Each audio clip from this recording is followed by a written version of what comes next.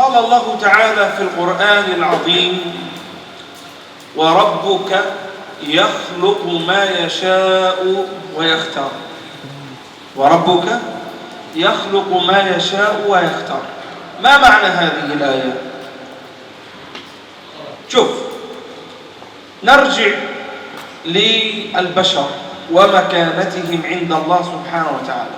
نضرب المثال حتى يتضح المقال. الله سبحانه وتعالى اصطفى أي اختار من الأنبياء من البشر الأنبياء.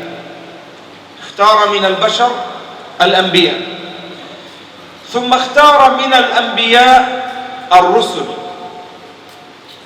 عندنا 124,000 نبي، اختار منهم 25 فقط رسل، والرسل أفضل وأكرم عند الله.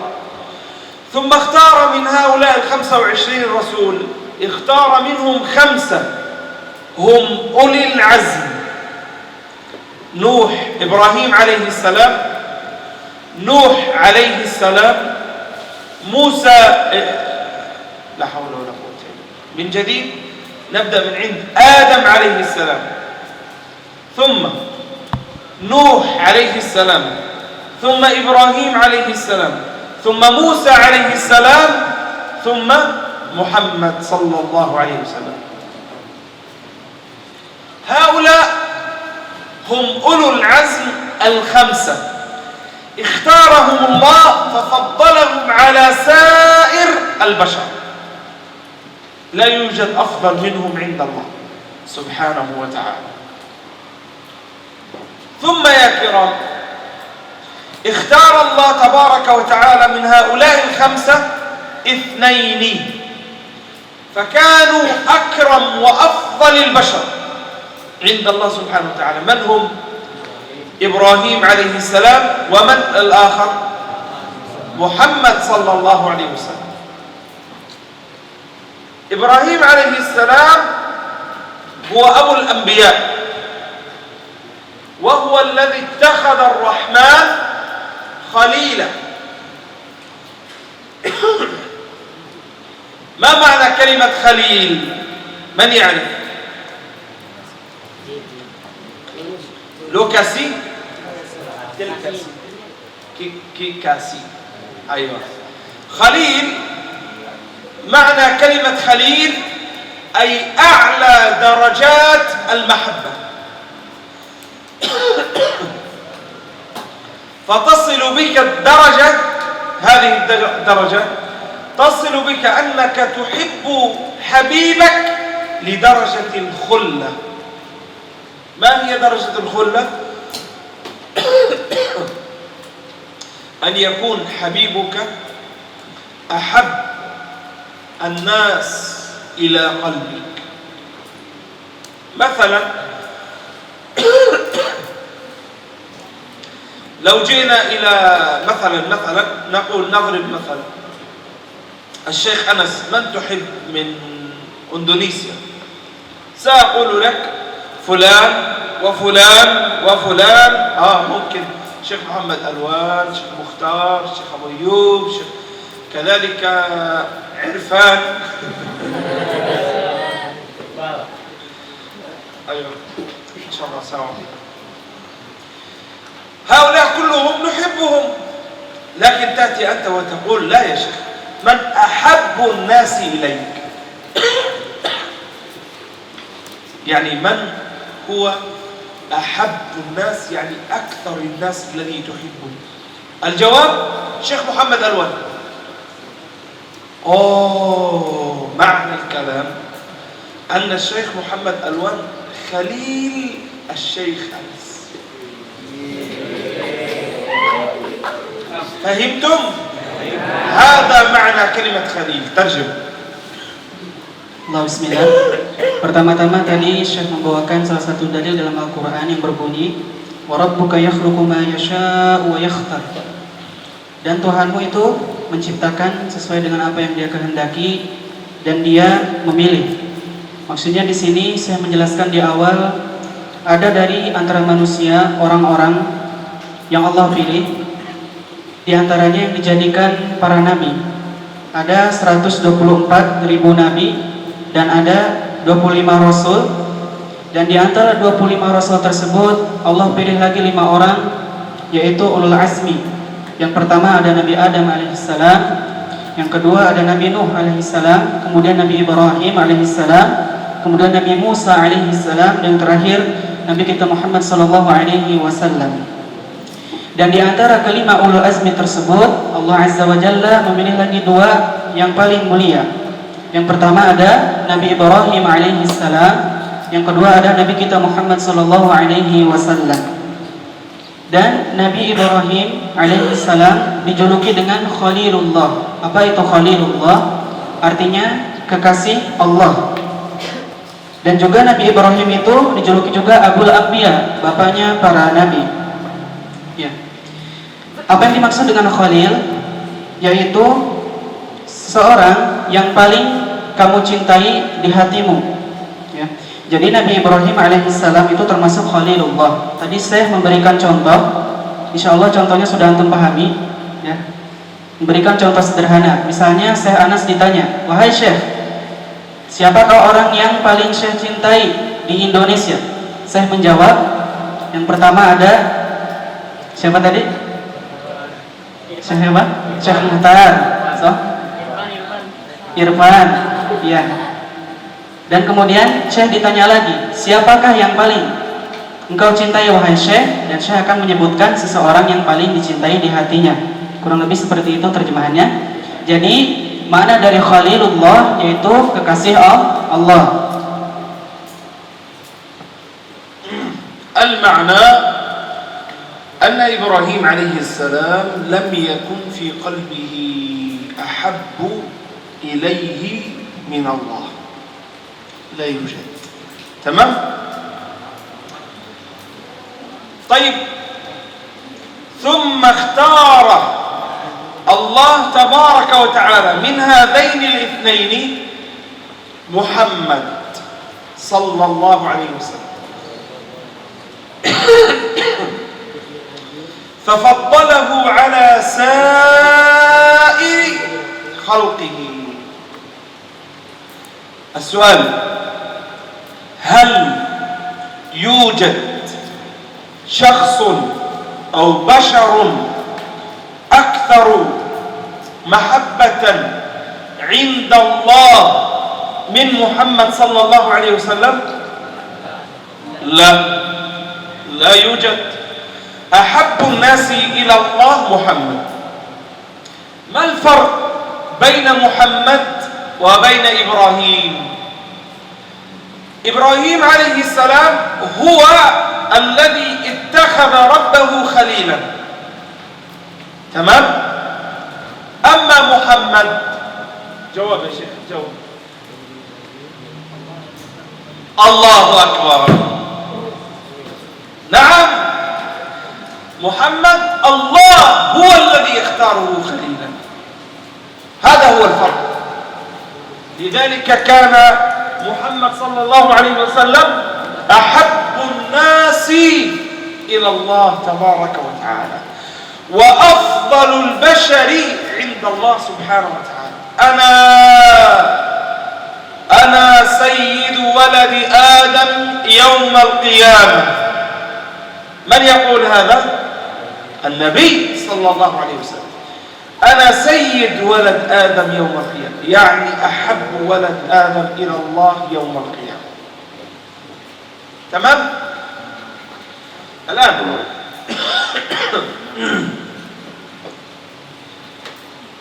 طيب، لماذا يا شيخ كان محمد أحب الخلق إلى الله تبارك وتعالى؟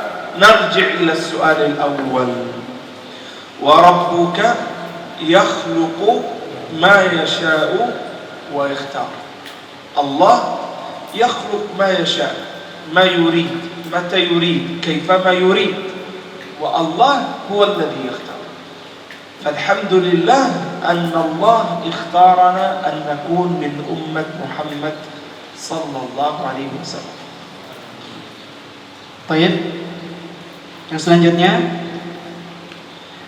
tidak ada yang paling dicintai oleh Allah Azza wa Jalla. Tadi seorang Rasul yang dipilih. Yang pertama ada Nabi Ibrahim alaihissalam, yang kedua ada Nabi Muhammad sallallahu alaihi wasallam. Yang dimana Nabi Muhammad sallallahu alaihi wasallam, kenapa Allah pilih sebagai hamba yang paling Allah cintai? Tadi Syekh bertanya seperti itu, ya. Kemudian Syekh membedakan antara Khalilullah Ibrahim dan Muhammad. Yang pertama Nabi Ibrahim juga Khalilullah atau kekasih Allah. Bedanya, kalau Nabi Ibrahim alaihissalam, Nabi Ibrahimnya yang menjadikan Allah sebagai kekasihnya, yakni di hati Nabi Ibrahim tidak ada selain Allah Azza wa Jalla. Sedangkan Nabi kita Muhammad sallallahu alaihi wasallam, Allah Azza wa Jalla yang memilih beliau menjadi kekasihnya, ya. Jadi perbedaannya itu, kalau Nabi Ibrahim alaihissalam, Nabi Ibrahim yang menjadikan Allah kekasihnya, sedangkan Nabi kita Muhammad sallallahu alaihi wasallam, Allah yang menjadikannya sebagai kekasihnya. Nabi Muhammad sallallahu alaihi wasallam bersabda dalam hadisnya yang artinya, aku adalah yang paling dicintai dari Bani Adam pada hari kiamat kelak. Kenapa Nabi sallallahu alaihi wasallam terpilih menjadi salah satu hamba Allah Azza wa Jalla yang paling Allah cintai? Jawabannya kembali kepada hadis yang pertama, wa rabbuka yakhluqu ma yasha, kepada dalil yang pertama, wa rabbuka yakhluqu ma yasha wa yakhtar. Jadi Allah Azza wa Jalla itu menciptakan apa yang Dia kehendaki dan memilih siapa saja dari hambanya yang Dia kehendaki.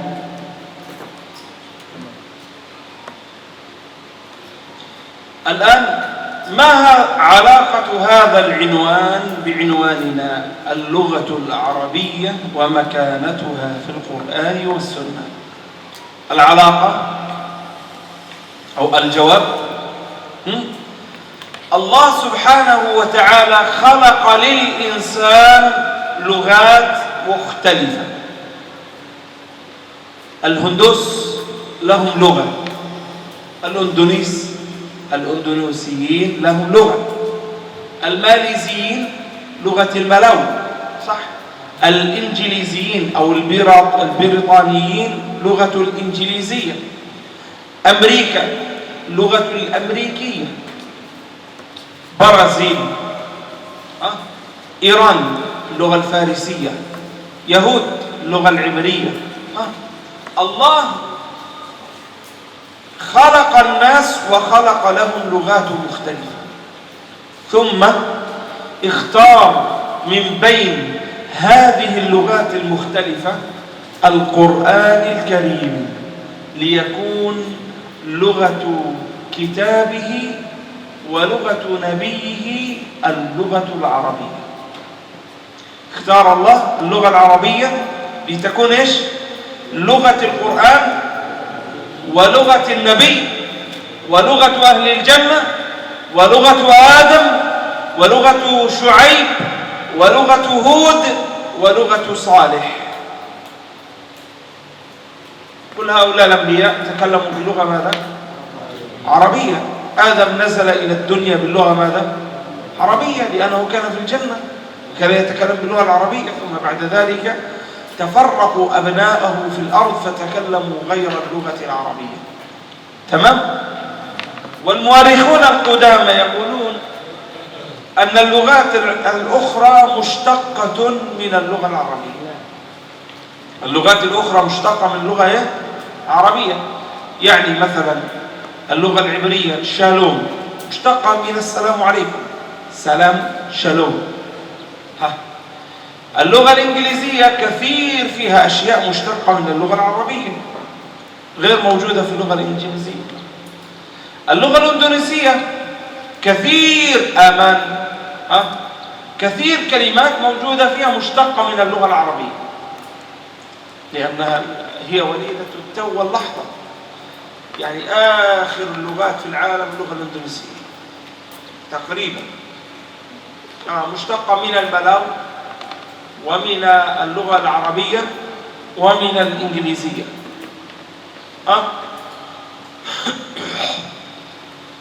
الذي يريد أن أقوله يا أحباب اللي خلف يا جماعة، بسم الله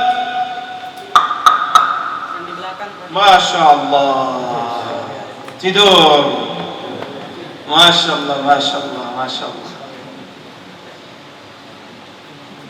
قم بسم الله. يلا قيام قيام قيام. قف قف قف قف. كله قف قف قف قف قف يا أخي. يلا يا شيخ. الجميع الجميع قف. Semuanya berdiri, semuanya berdiri. قيام. Semuanya berdiri.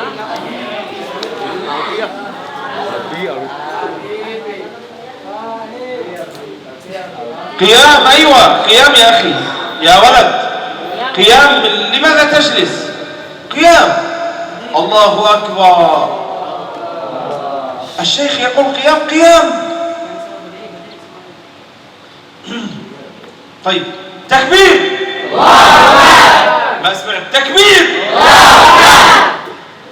هذا صوت من سيحرر فلسطين. ما لكم؟ أريد أن أسمع محمد مطر، الشيخ محمد مطر في بيتي هناك يسمع التكبير من هنا. يلا تكبير. جلوس. ما شاء الله.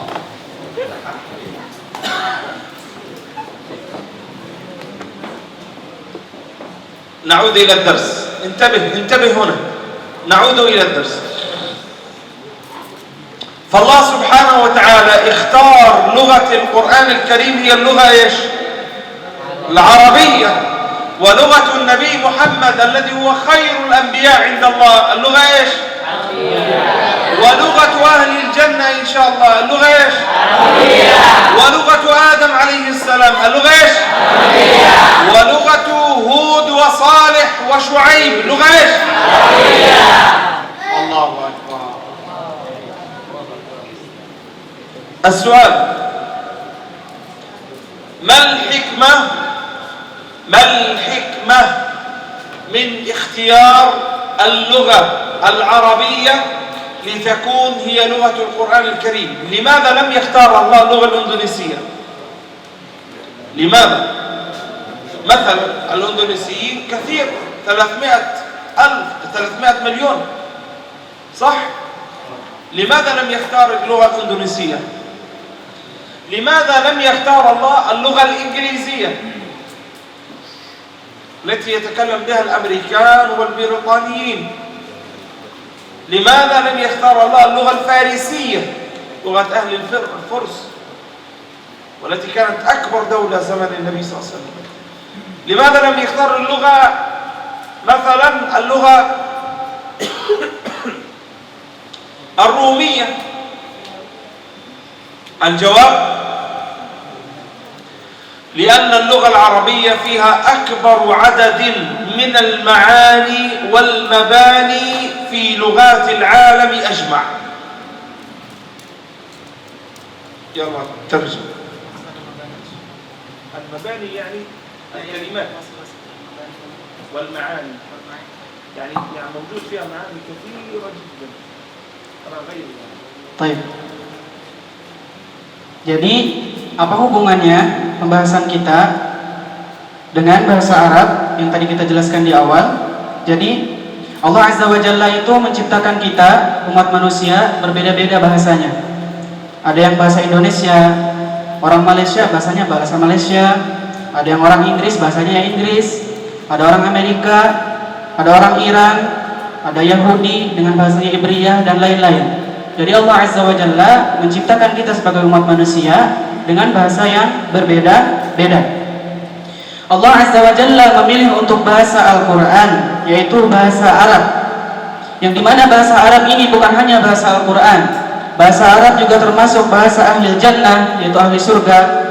Bahasa Arab juga adalah bahasanya Nabi Adam alaihissalam, dan juga bahasanya Nabi Syuaib, kemudian bahasanya Nabi Hud, kemudian bahasanya Nabi Saleh, kemudian bahasa Arab Allah pilih juga menjadi bahasa Nabi kita Nabi Muhammad sallallahu alaihi wasallam. Jadi Allah Azza wa Jalla memilih bahasa Arab untuk Al-Quran. Baik. Apa hikmah Allah Azza wa Jalla memilih bahasa Arab bukan bahasa yang lain? Kenapa Allah Azza wa Jalla tidak memilih bahasa Inggris misalnya? Karena bahasa Inggris bahasa persatuan internasional. Kenapa Allah Azza wa Jalla tidak memilih bahasa Perancis misalnya? Kenapa? Apa hikmah dibalik Allah Azza wa Jalla memilih bahasa Arab sebagai bahasa Al-Quran? Karena jawabannya, bahasa Arab adalah bahasa yang paling banyak sekali mengandung makna dan banyak sekali dalam bentuknya, ya, berbeda dengan bahasa-bahasa yang lain. Sekali lagi, kenapa Allah Azza wa Jalla atau apa hikmahnya Allah Azza wa Jalla memilih bahasa Arab sebagai bahasa Al-Quran? Salah satu hikmahnya yaitu karena bahasa Arab merupakan bahasa yang paling banyak maknanya dan bentuk-bentuknya di dalam bahasa Arab tersebut.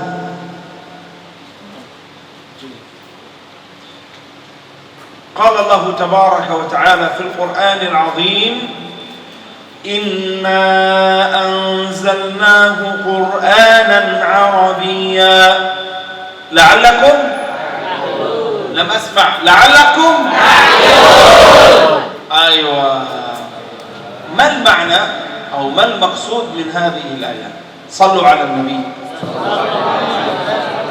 لعلكم تعقلون. كأن الله سبحانه وتعالى يخبرنا أن البشرية لو نزل عليها القرآن العظيم بغير اللغة العربية لكان لم تستطع أن تعقل القرآن. ما معنى أن تعقل؟ يعني أن تفهم القرآن. معنى الكلام أن الله اختار اللغة العربية لينزل بها القرآن الكريم. لماذا؟ حتى يعقله الناس أو حتى يفهمه الناس. ترجمة. Selanjutnya saya menyebutkan salah satu dari dalam Al-Quran Al-Karim, yaitu yang berbunyi Inna anzalnahu Qur'anan Arabiyya la'allakum ta'qilun. Sungguhnya kami telah menurunkan Al-Quran dengan berbahasa Arab agar kalian ta'qilun, kalian faham atau dapat memahaminya. Jadi seakan-akan, kenapa Allah Azza wa Jalla menurunkan Al-Quran dengan bahasa Arab? Seakan-akan dalam ayat tersebut Allah kabarkan, kalau seandainya Al-Quran Allah turunkan dengan selain bahasa Arab, manusia tidak akan memahaminya, ya. Jadi intisari, kenapa Allah Azza wa Jalla memilih bahasa Arab sebagai bahasa Al-Quran? Agar manusia dapat memahami, ya. Jadi ta'qilun di situ artinya agar kalian dapat memahaminya. Sekali lagi, hikmah kenapa Allah Azza wa Jalla memilih bahasa Arab sebagai bahasa Al-Quran, la'allakum ta'qilun, supaya manusia dapat memahaminya. قال الله تبارك وتعالى في آية أخرى وكذلك أنزلناه قرآنا عربيا. لماذا؟ اسمعوا. وصرفنا فيه من الوعيد لعلهم يتقون. المقصود أن الله سبحانه وتعالى اختار القرآن ليكون عربيا حتى يوضح فيه أنواع العذاب يوم القيامة. الإنسان يسمع بجهنم لكن لا يرى جهنم. الإنسان يسمع بعذاب جهنم لكن لا يرى عذاب جهنم. صحيح؟ هل رأى منكم أحد الويل في جهنم؟ هل رأى منكم أحد ذلك؟ هل رأى أحدا منكم قعر جهنم أو قاع جهنم؟ هل رأيتم ذلك؟ لا، لم نرى ذلك. ما المقصود يا شيخ؟ المقصود لو أننا استعملنا لغة عربية أو لو أن القرآن نزل بلغة أخرى غير اللغة العربية لما استطاعت هذه اللغة أن توضح لنا وتصرف لنا أنواع العذاب الموجودة التي لم نراها. نحن لم نرى جهنم لكن نؤمن بها. نحن لم نرى حرها لكن نؤمن بشدة حرها. صح ولا لا؟ نحن لم نرى قعرها لكن نؤمن بشدة عذاب أهلها. لماذا؟ لأن اللغة العربية التي استخدم القرآن أو التي استخدمها القرآن بين الله فيها ما خفي بيانه في بقية اللغات الأخرى إذا استعملت في بيان هذا المعنى. واضح؟ ترجمة. Baik, selanjutnya Syekh membawakan dari dalam Al-Quran yang berbunyi, وَكَذَلِكَ أَنزَلْنَاهُ قُرْآنًا عَرَبِيًّا وَصَرَّفْنَا فِيهِ مِنَ الْوَعِيدِ لَعَلَّكُمْ تَتَّقُونَ. Ya. Dan demikian kami telah menurunkan Al-Quran dengan bahasa Arab, وَصَرَّفْنَا فِيهِ مِنَ الْوَعِيدِ, agar kami dapat menjelaskan perjanjian-perjanjian atau azab yang akan datang kepada kalian, la'allakum tattaqun, agar kalian bertakwa. Yang dimana kenapa Allah Azza wa Jalla dalam ayat tersebut dijelaskan menurunkan Al-Quran dalam bahasa Arab agar jelas penjelasannya dari setiap janji-janji Allah Azza wa Jalla. Ya, kalau seandainya Al-Quran tadi saya sampaikan, kalau seandainya Al-Quran diturunkan selain dengan bahasa Arab, dengan bahasa yang lain, itu tidak bisa untuk menjelaskan azab-azab dalam Al-Quran, tidak bisa untuk merinci azab-azab yang ada dalam Al-Quran. Tadi saya bertanya apakah ada di sini yang sudah pernah melihat neraka? Tadi nggak ada yang jawab soalnya. Apakah ada di sini yang sudah pernah melihat neraka? Belum. Ya, di sini belum ada yang pernah melihat azab di neraka. Tapi dengan Allah Azza wa Jalla menurunkan Al-Quran dengan bahasa Arab, yang dimana bahasa Arab itu merupakan bahasa yang paling mudah dipahami, yang mudah dipahami bagi umat manusia sebagai penjelasan segala jenis azab atau janji-janji Allah dalam Al-Quran untuk umat manusia. Jadi faedah yang kedua, kenapa Allah Azza wa Jalla menurunkan Al-Quran dengan bahasa Arab, yaitu agar mudah memahami setiap penjelasan di dalam Al-Quran, khususnya terkaitan dengan janji-janji Allah berupa azab. Qala Allah Ta'ala aidan fi ayat ukhra, وَلَقَدْ ضَرَبْنَا لِلنَّاسِ فِي هَذَا الْقُرْآنِ مِنْ كُلِّ مَثَلٍ. سمعتم؟ من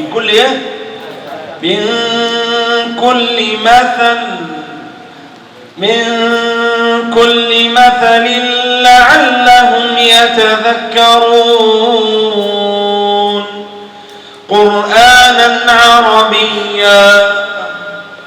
الله، يعني معنى الكلام أن الله سبحانه وتعالى ضرب لنا الأمثلة في القرآن الكريم. لماذا؟ لأنه قرآنا عربيا. ضرب لنا جميع الأمثلة من كل مثل، جميع الأمثلة في الأرض والتي يستخدمها البشر ضربها الله لنا في القرآن. كيف ذلك؟ ذاك أن اللغة العربية هي لغة القرآن الكريم، فكان مستصاغا أن يضرب بها الأمثلة، وأما اللغات الأخرى فتعجز أن تضرب بها جميع الأمثلة. الله أكبر. ولقد ضربنا للناس في هذا القرآن من كل مثل لعلهم يتذكرون قرآنا عربيا غير ذي عوج لعلهم يتقون. غير ذي عوج، ما معنى غير ذي عوج؟ ما معنى العوج؟ هذا هكذا، لما تكون يدي هكذا هذا اسمه ماذا؟ مستقيم. لما تكون يدي قد انحرفت إلى اليمين أو إلى اليسار يكون ماذا؟ عوج. أما القرآن الكريم غير ذي عوج، يعني لا يوجد فيه عوج، فهو مستقيم. لماذا؟ لأن الله استخدم فيه اللغة العربية. ترجم. لعلهم يتقون. Baik.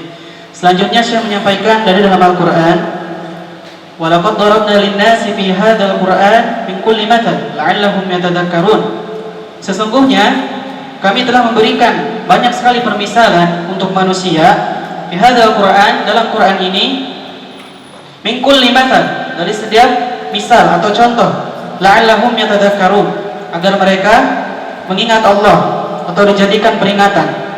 Jadi intisari dalam ayat tersebut, Sungguhnya Allah Azza wa Jalla menurunkan Al-Quran itu yang di dalamnya terdapat permisalan-permisalan atau contoh-contoh untuk umat manusia, untuk bashar tadi disebutkan, untuk umat manusia, agar mereka bisa menjadikannya sebagai peringatan.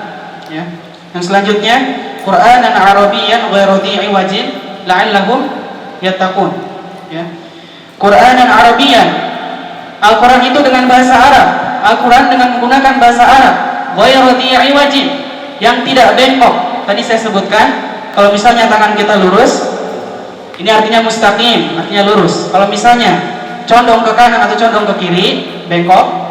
Ya, iwajin itu artinya bengkok.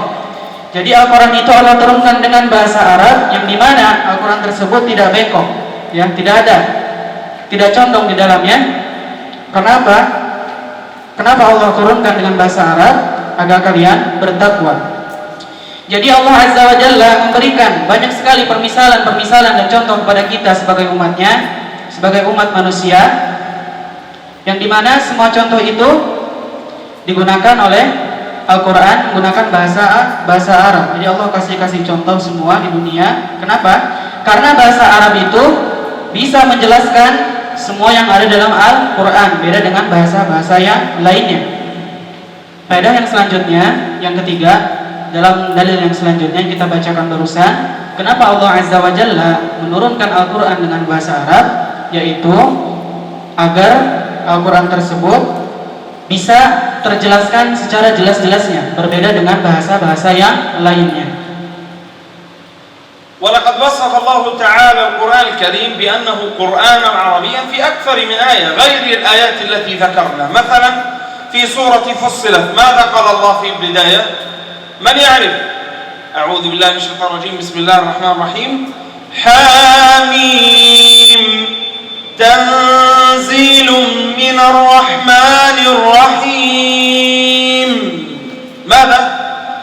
كتاب فصلت آياته قرآنا عربيا لقوم يعلمون. المعنى الله سبحانه وتعالى أنزل القرآن باللغة العربية الفصحى البليغة الكاملة يتحدى بها أهلها ليكون أكثر فصاحة وبلاغة. قال أيضا في سورة الزخرف قال الله تعالى حاميم والكتاب المبين. ماذا بعدها؟ إنا جعلناه قرآنا عربيا لعلكم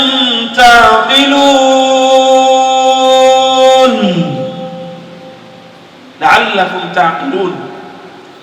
معنى الكلام أن الله جعل القرآن عربي حتى يعقل الناس معنى هذا القرآن الكريم. وقال أيضا في سورة الشورى وكذلك أوحينا إليك قرآنا عربيا. لماذا؟ لتنذر أم القرى ومن حولها. لتنذر أم القرى ومن حولها. طيب يا أخوان، من هي أم القرى؟ من أم القرى؟ من أم القرى؟ أعلي صوتك يا شيخ. ماذا يا شيخ قلت؟ مكة. أحسنت. أم القرى هي مكة. الله أنزل القرآن بلغة أهل مكة باللغة العربية ليتحدى به النبي الكريم أهل مكة، تمام، الذين هم أهلها، ولينذرهم الله، لينذر أهلها الذين هم أهل مكة باللغة العربية، وينذر من حولها من المدن الفارسية والرومية والهندوسية، كل المدن ينذرها بماذا؟ ينذرها أيضا باللغة العربية، لأن اللغة العربية تستطيع أن تستوعب جميع اللغات. فهمتم هذا؟ فهمتم يا إخوان؟ ووصف الله لسان محمد بأنه لسانا عربيا أيضا في آيات أخرى. مثلا في سورة النحل قال ولقد نعلم أنهم يقولون إن إنما يعلمه بشر. يقصدون من؟ ابن عم خديجة ورقة بن نوفل.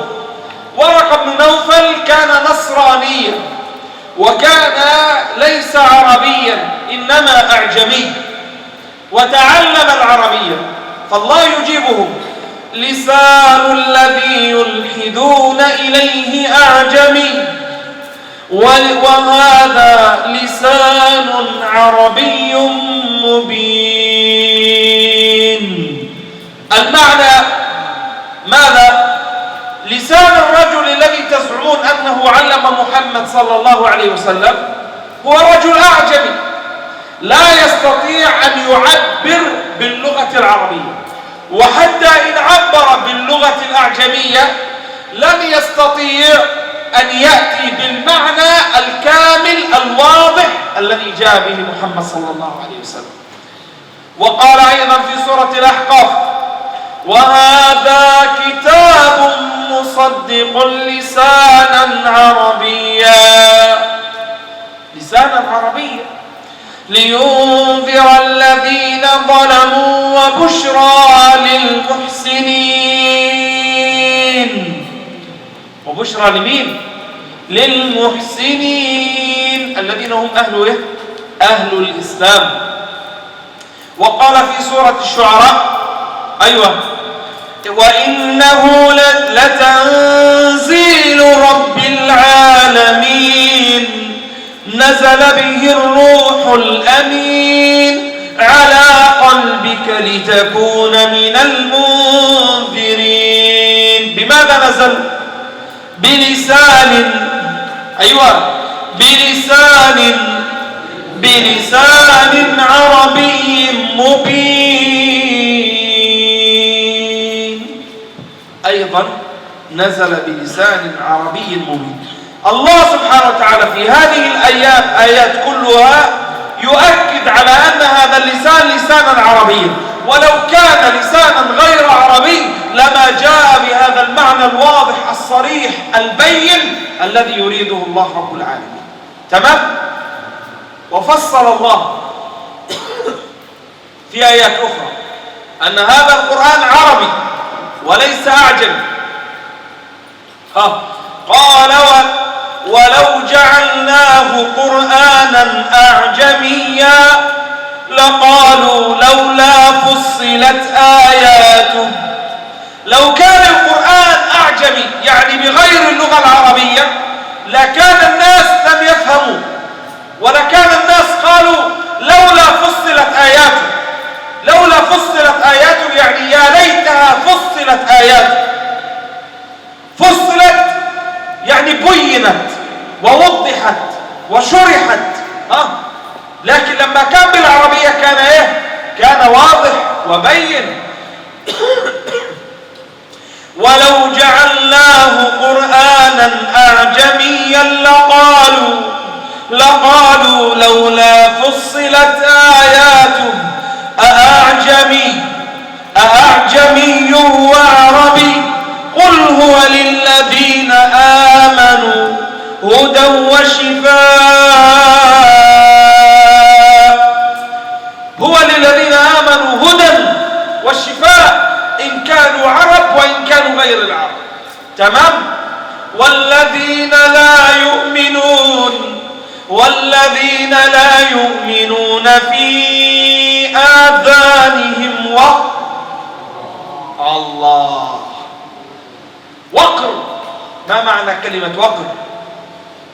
في آذانهم سد، إغلاق، يغلقون آذانهم، لأنهم لو فتحوا آذانهم لهذا القرآن لفهموا معناه وتعلموا آياته ووضحت وشرحت لهم. تمام؟ يكفي ولا نزيد؟ أنا أريد أن أنتهي إلى الآيات فقط. كذلك الله قال وصفه بأن حكمه حكما عربيا، فقال وكذلك أنزلناه حكما عربيا. الحكم الذي جاء به القرآن الكريم هو حكم عربي محض، واضح بين صريح. تمام. والحاصل من هذا كله يا أحباب أن الله سبحانه وتعالى وصف القرآن 11 آية تدل فيها على شرف اللغة العربية. الله ذكر اللغة العربية في القرآن الكريم كم مرة؟ أو في كم آية؟ في 11 آية. 11 آية. 11 آية. كم آية؟ لو كان هناك سؤال وسئلت في مسابقة كم مرة ذكر الله اللغة العربية في القرآن العظيم؟ 11 آية. لا تنساها. تمام؟ نرجع نكمل إن شاء الله. الآن الله ذكرها اللغة العربية في 11 آية 11 مرة. لماذا؟ ليدلنا على فضل هذه اللغة وأنها عظيمة شريفة كريمة، وأن الله أنزل بها القرآن لأنها أهل لتكون لغة القرآن الكريم. Baik, bismillah. Mungkin Anda tidak menyebutkan dalil-dalil yang ada sebelah situ. Anda sebutkan surat-suratnya. Nanti silakan dicari sendiri. Ya, karena semuanya itu tertulis dalam Al-Quran tentang menjelaskan bahasa Arab. Ya. Baik, di antaranya ada dalam surat Fussilat, yang dimana intisarinya dalam Quran surat Fussilat ini bahwasanya Al-Quran diturunkan dengan bahasa yang fushah dan indah. Yang selanjutnya terdapat dalam Quran surat Az-Zukhruf, yang intisarinya bahwasanya Allah menjadikan bahasa Arab agar manusia itu ta'qilun, agar manusia memahaminya, seperti yang tadi sudah disampaikan. Kemudian terdapat pula di surat Asy-Syu'ara, yang dimana dalam surat ini intisarinya yaitu agar Nabi SAW bisa memberikan peringatan bagi Ummul Qura. Ummul Qura di mana tadi? Di Mekah. Ya. Jadi agar Nabi SAW, tujuan Allah Azza wa Jalla menurunkan Al-Quran dengan bahasa Arab agar Nabi bisa memberi peringatan bagi Ummul Qura wa man haulaha, dan yang di sekitarnya. Ya. Yang selanjutnya ada terdapat dalam Al-Quran surat An-Nahl, yang dimana intisarinya Allah Azza wa Jalla itu menurunkan Al-Quran dengan bahasa Arab, yang dimana ada salah seorang dari rahib yang bernama Waraqah ibn Nawfal. Beliau ini bukan seorang Arabi atau bukan seorang Arab, tapi ketika Nabi SAW bertanya seputar Al-Quran kepada Waraqah bin Nawfal, Waraqah bin Nawfal bisa paham. Kenapa? Karena dijelaskan tadi bahwasanya Allah Azza wa Jalla menurunkan Al-Quran dengan bahasa Arab yang mudah dipahami baik oleh orang Arab maupun Ajami selain Arab. Yang selanjutnya ada dalam surat Al-Ahqaf. Yang selanjutnya ada dalam Quran surat Asy-Syu'ara. Ini sama juga, Allah Azza wa Jalla menurunkan bahasa Arab dengan lisan Arabi, dengan lisannya orang-orang Arab. Kenapa Allah Azza wa Jalla menurunkan atau menetapkan Al-Quran dengan bahasa Arab? Karena kalau Al-Quran diturunkan dengan selain bahasa Arab, orang gak akan ngerti. Tadi sudah dijelaskan berkali-kali bahwasanya kalau Allah Azza wa Jalla tidak menurunkan Al-Quran dengan bahasa Arab, orang tidak akan mengerti. Seperti itu. Ya. Ini faidah atau intisari yang terdapat dalam Quran surat Asy-Syu'ara. Ya. Yang dimana orang-orang itu akan berkata, kalau seandainya Al-Quran itu tidak diturunkan dengan bahasa Arab, orang-orang akan berkata, laqalu laula apa? Laula fussilat ayatuhu. Mereka berkata, seandainya Al-Quran itu diturunkan dengan bahasa yang lebih jelas. Jadi kalau misalnya Al-Quran itu, ikhwan, enggak Allah turunkan dengan bahasa Arab, orang-orang akan bertanya, orang-orang akan berkata, seandainya Al-Quran itu diturunkan dengan bahasa yang jelas, ya. Jadi ini ayat-ayat yang jelas, muhkamat dalam Al-Quran yang menjelaskan tentang bahwasanya Allah Azza wa Jalla menurunkan Al-Quran dengan bahasa Arab, ya. Yang dimana Al-Quran ini juga menjadi petunjuk dan penyembuh bagi orang-orang yang beriman, ya. Al-Quran menjadi petunjuk dan penyembuh, dan bagi orang-orang yang gak beriman itu baginya azab, ya. Orang-orang yang tidak mau mendengar peringatan Al-Quran, orang-orang yang gak mau dengar kalau dinasihati menggunakan Al-Quran, maka Allah azab dia dengan bentuk apa? Allah jadikan waqra. Apa waqra? Tuli. Jadi telinganya Allah tutup nih. Ada orang yang tidak mau menerima dia penjelasan Al-Quran, ada orang yang tidak mau menerima dibacakan kepadanya ayat-ayat Al-Quran, maka Allah Azza wa Jalla akan mengazabnya berupa dengan telinganya dibuat tuli, tidak mau mendengar dengan ayat-ayat Allah waliyazzubillah. Ya. Jadi tadi saya menyimpulkan di akhir, kalau misalnya kita ditanya, kita kan penuntut ilmu nih, kita harus tahu kalau kita ditanya ada berapa ayat di dalam Al-Quran yang menjelaskan tentang bahwasannya Al-Quran diturunkan dengan bahasa Arab, jawabannya ada berapa? Ada 11. Jadi sekali lagi, kalau misalnya antum ditanya ada berapa ayat di dalam Al-Quran yang menjelaskan tentang bahwasannya Al-Quran diturunkan dengan bahasa Arab, jawabannya ada 11 ayat di dalam Al-Quran. Itu kurang lebih ringkasannya.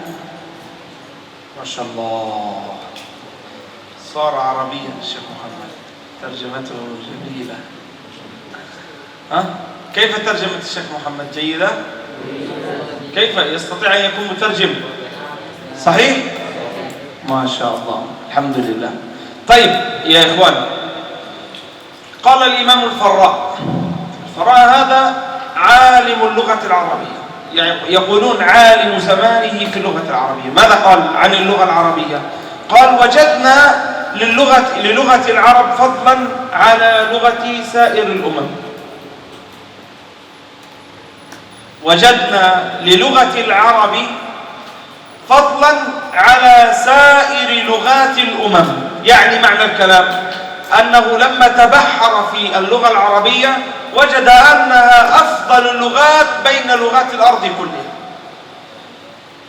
ليش؟ طيب اسمعوا، اختصاصا من الله وكرما منه لها، ومن خصائصها أنه يوجد فيها من الإيجاز ما لا يوجد في غيرها من اللغات. يعني مثلا في اللغة العربية تجد كلمة إذا ترجمت في الإندونيسية تساوي 70 كلمة. مثلا لو قلنا الدين المعاملة، كلمتين في اللغة العربية. ما معنى الدين المعاملة؟ يعني أيها الناس إذا أردتم أن يصلح دينكم، يعني لا تسألني عن دينك في صلاتك وعبادتك، فأنا لا أستطيع أن أرى صلاتك وعبادتك، ولكن اسألني عن دينك في معاملتك. معاملة ماذا؟ في الشراء، في البيع، في يعني الجيران، في صلة الأرحام. هذا معنى كلمة الدين المعاملة. لو ترجمت إلى الإندونيسية للمغرب نترجم.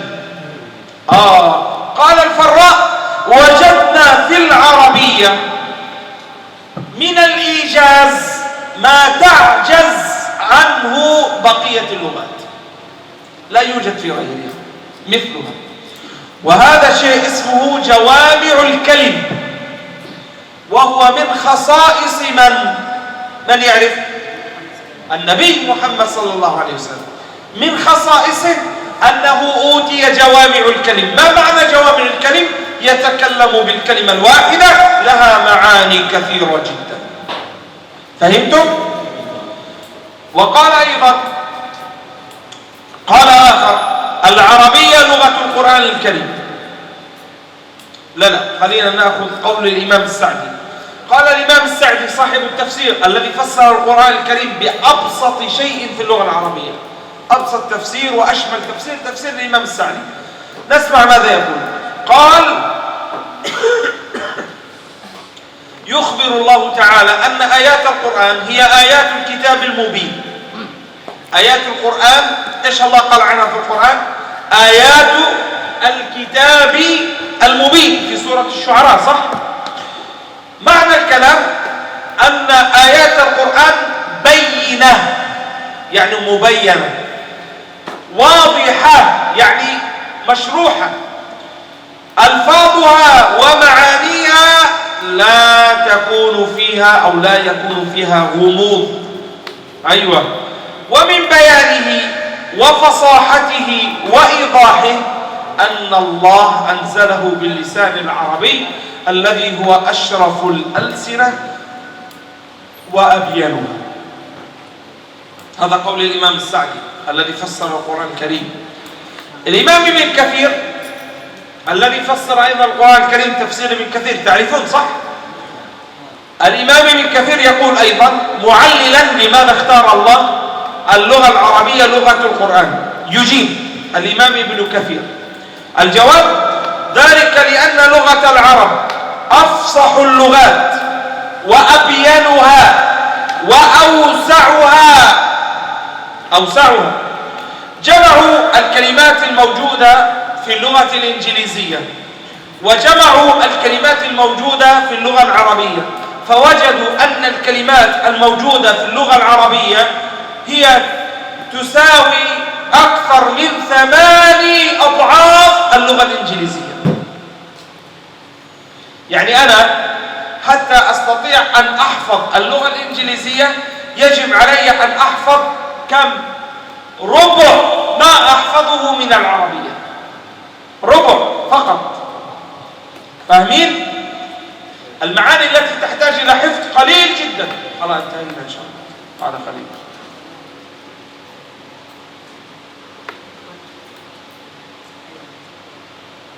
انتهينا يا شيخ، انتهينا. تمام؟ خلاص تمام. الحمد لله. sudah puasa ya? كله puasa. kamu ayo من ليس بصائم ayo اخبر عنه أين استغفر الله يهديك أنت الحمد لله. هذه نعمة عظيمة لن تعرفوا معناها إلا في الكبار إن شاء الله. ترجمة. Ya, jadi ini penutupan dari Syekh. Jadi saya menyebutkan salah satu perkataan dari ulama yang bernama Imam Farwa', bahwasanya beliau berkata, kita temukan bahasa Arab ini bahasa yang paling afdal, artinya seperti itu ya, dari semua bahasa-bahasa yang lain. Di mana bahasa Arab ini memiliki khas dan juga ada kemuliaannya. Dan dalam bahasa Arab ada yang namanya ijaz, ya. Yang dimana ijaz ini, misalnya dalam bahasa Arab itu 2 kata, diterjemahkan ke dalam bahasa Indonesia saya bilang bisa 70 kata, ya. Misalnya kita ngomong bahasa Arab 2 kata, tapi kalau diterjemahkan ke Indo itu berkata-kata. Antum tahu gak maksudnya? Ya. Misalnya apa? Ana mau 1 kata kan? Diterjemahkan ke Indonesia, saya tidur, jadi 2 gitu ya. Jadi bahasa Arab itu memiliki ijaz, yang dimana ini kekhususan bagi siapa? Bagi Rasulullah SAW, yang dimana Rasul itu memiliki jawami'ul kalam. Apa itu jawami'ul kalam? Ketika Rasulullah SAW itu menjelaskan 1 kata yang dimana maknanya itu sangat luas. Jadi ini kekhususan bagi Nabi kita Muhammad SAW. Kalau beliau berbicara 1 kata, itu maknanya bisa diambil faedah yang sangat banyak. Ya. Sekali lagi, apa arti jawami'ul kalam? Antum harus tahu apa yang dimaksud dengan jawami'ul kalam. Ini kekhususan bagi Nabi Muhammad SAW. Ketika Nabi SAW berbicara 1 kata, itu kandungannya atau penjelasannya bisa banyak diambil dari situ. Ya. Ini kekhususan bagi Nabi Muhammad SAW. Yang selanjutnya ada Syekh menyebutkan perkataan dari salah seorang ulama yang menafsirkan Al-Quran, yaitu Syekh Sa'ad, yang dimana tafsir beliau adalah tafsir yang paling basit, yang paling ringkas di antara ulama-ulama yang lain. Menjelaskan bahwasannya arti kata mubin dalam Al-Quran, yaitu ayat Al-Quran itu merupakan ayat yang jelas, wadih, sangat jelas, yang dimana lafaznya jelas, maknanya juga jelas, dan penjelasannya menggunakan dengan bahasa Arab yang mudah dipahami dan jelas. Ini perkataan salah seorang ulama tafsir yang bernama Sa'ad. Yang terakhir saya menyebutkan salah satu perkataan dari imam yang menafsirkan Al-Quran juga, yaitu Imam Ibnu Katsir, yang dimana Al-Quran ini diturunkan dengan bahasa Arab. Kenapa? Kata Imam Ibnu Katsir, menjawab beliau, karena Al-Quran ini merupakan bahasa yang paling fushah, fasih, jelas dan luas, ya. Jadi seperti itu. لذلك أنا أقول وبه نختم تعلم اللغة العربية مفتاح تفهم بها القرآن الكريم والسنة النبوية. لذلك هل سمعتم بالفقيه؟ الفقيه هذا رجل فقيه. من شروط الفقيه أن يكون عالما باللغة العربية. إذا لم يكن عالم باللغة العربية لن يستطيع أن يفهم الفقه. فهمتم؟ هل سمعتم بالمفسر؟ تفسير تعرفون صح؟ مفسر ابن كثير، ابن السعدي، القرطبي، غيرهم من المفسرين.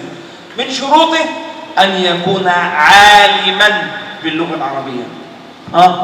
علوم الحديث، الإمام البخاري، الإمام مسلم، من شروطه أن يكون عالما باللغة العربية. تمام؟ حتى في السيرة، سيرة النبي محمد صلى الله عليه وسلم، الرحيق المختوم، السيرة النبوية، سيرة ابن كثير أو ابن إسحاق، أبو إسحاق، وغيرهم من الذين كتبوا في السيرة، من شروطه أيضا عالما باللغة العربية. في العقيدة، في علم العقيدة ممنوع أن تكون عالم بالعقيدة حتى تكون عالما باللغة العربية. العربية مفتاح تفتح به الفهم والعقل لتدرك المعاني والمفاهيم والمباني في القرآن الكريم والسنة النبوية. ولن يكون الرجل عالما في دينه الإسلامي إلا إذا تعلم اللغة العربية.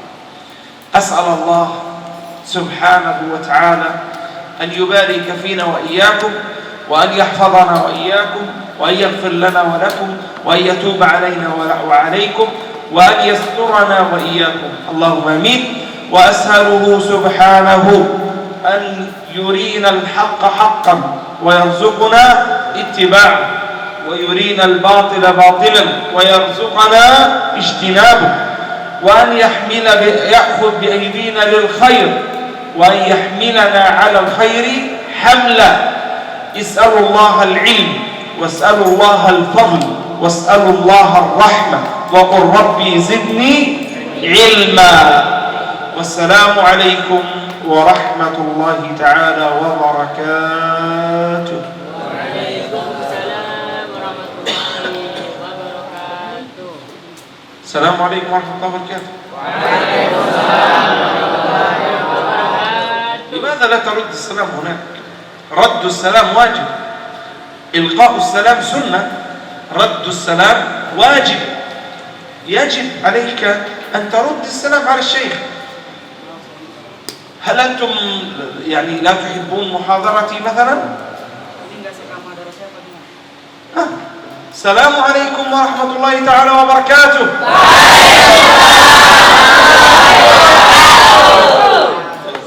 ما شاء الله، siap. Alhamdulillah. Ya, terakhir ikhwan, ya mohon maaf mengambil waktunya yang sangat panjang. Dan insyaallah waktu antum tidak sia-sia, semuanya dalam menuntut ilmu, ya. Ada kata-kata terakhir, yaitu perkataan yang sangat bagus sekali dari Syekh yang disampaikan, bahwasannya belajar bahasa Arab itu adalah kunci. Kunci apa? Kunci dalam mempelajari atau dalam memahami lafaz-lafaz dan makna-makna yang terdapat di dalam Al-Quran dan Sunnah. Baik itu seorang yang menjadi seorang yang faqih, ahli fikih, seseorang yang menjadi seorang mufassir, yang ahli tafsir Quran, seorang yang menjadi ulumul hadis, orang yang paham dalam hadis, seorang yang menjadi ulama yang paham sirah nabawiyah, seorang yang ingin menjadi ulama dalam akidah. Semua itu bisa diraih atau tidak dapat bisa diraih kecuali oleh seseorang yang sudah memahami dengan bahasa Arab. Barakallahu fikum wa ahsanallahu ilaikum. Nas'alullah al-afiyah wa salama fid dunya wal akhirah. Jazakumullahu khairan katsiran ala husni istimaikum wa ihtimamikum asa yang